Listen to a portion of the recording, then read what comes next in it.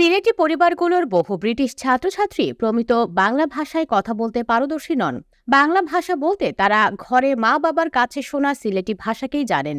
এমন বাস্তবতায় ব্রিটেনের কিছু স্কুলে মাতৃভাষার তালিকায় বাংলা ভাষার পাশাপাশি সিলেটি ভাষাকেও স্বতন্ত্র একটি ভাষা হিসেবে অন্তর্ভুক্ত করা হয়েছে। সিলেটি নাগরী লিপি ব্রিটেনের স্কুলগুলোতে স্বকীয় ভাষা হিসেবে তালিকাভুক্ত হয়েছে সিলেটি ভাষা।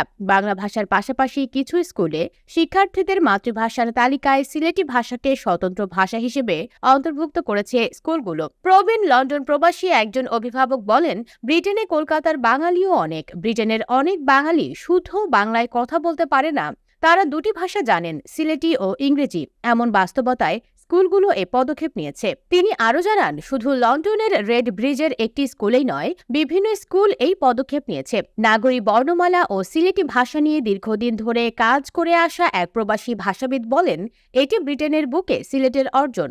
এ ব্যাপারে ব্রিটেনের প্রথম ব্রিটিশ বাংলাদেশি বংশোদ্ভূত এমপি রুশনারা আলী বলেন, এটি নিঃসন্দেহে শিশুদেরকে নিজের মায়ের ভাষার আরও কাছাকাছি নিয়ে যাবে।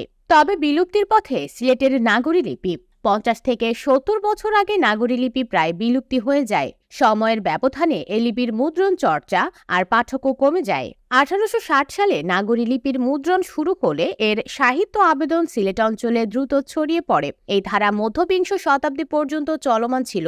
তখন কলকাতা, শিলচর, সিলেট ও সুনামগঞ্জের বিভিন্ন ছাপাখানা থেকে নাগরী লিপিতে রচিত পুঁথি প্রকাশিত হতো। সিলেট অঞ্চলে সাহিত্য রচনার ক্ষেত্রে বাংলা ব্যবহারের চেয়ে নাগরী লিপির ব্যবহার একসময় বেশি জনপ্রিয়তা অর্জন করে। দলিল, দস্তাবেজ ও হিসেব নিকেশে এই ভাষা ব্যবহার হতো। সিলেটি নাগরী লিপির উদ্ভব 14 শতকে আরবি কায়থি, বাংলা ও দেবনাগরী অনুসরণে। এই লিপিতে রচিত হয়েছে।